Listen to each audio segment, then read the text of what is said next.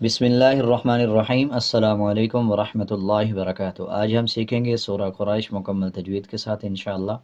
अगर आप पूरी वीडियो देखेंगे तो आपको जल्दी समझ आएगा, अगर आप स्किप करेंगे तो आपको आधा अधूरा समझ आएगा और पढ़ने में भी मुश्किल होगी। सूरह कुरैश मक्किया। मक्किया का मतलब कि यह सूरह मक्का में नाजिल हुई। बिस्मिल्लाहिर्रहमानिर्रहीम। लिईलाफि कुरैश। लिईलाफि, या के ऊपर जज़म है।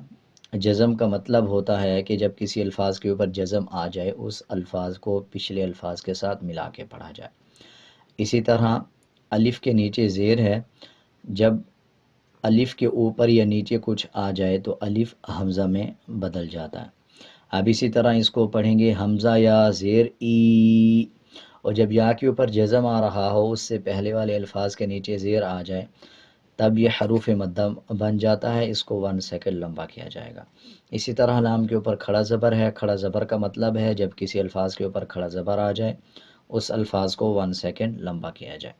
अब इसको कुछ लोग इस तरह पढ़ते हैं लिईलाफी, या को लंबा नहीं करते बल्कि इसको ऐसा पढ़ा जाएगा लिईलाफी, और लाम को भी 1 सेकंड लंबा किया जाएगा।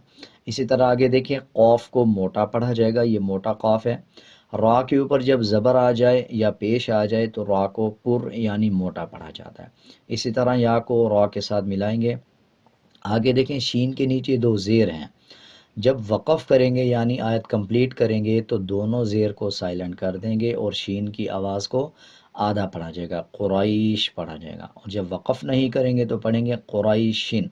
जब वक़फ़ करना होता है तो अक्सर लोग इसको लिईलाफि कुरैशिन पढ़ देते हैं और आगे इस पे सांस लेने के बाद आगे शुरू कर देते हैं, बल्कि इस तरह गलत है। जब इस पे आयत कंप्लीट करेंगे तो फिर इसको 2 ज़ेर को साइलेंट कर देंगे, और जब आयत कंप्लीट नहीं करेंगे तो फिर इसमें सांस नहीं लिया जाएगा बल्कि एक सांस में पढ़ा जाएगा लिईलाफि कुरैशिन ईलाफिहिम।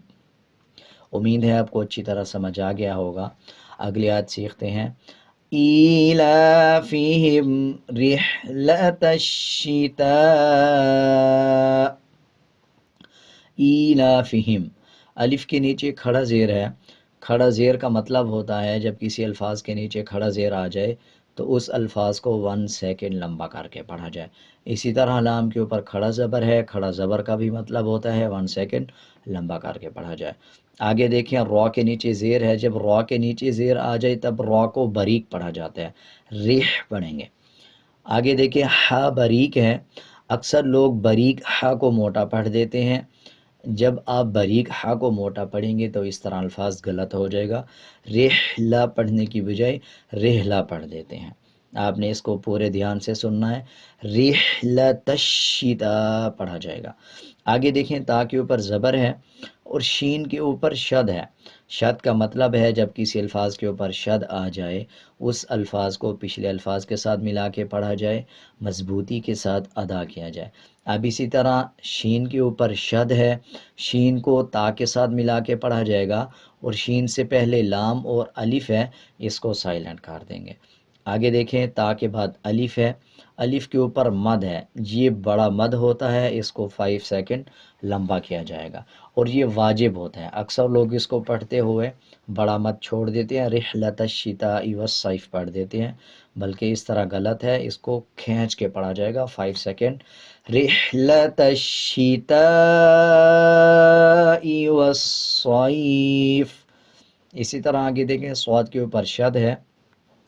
स्वाद को वाव के साथ मिला के पढ़ा जाएगा, अलिफ और लाम को साइलेंट किया जाएगा। आगे या के ऊपर जज़म है, स्वाद के साथ मिलाएंगे।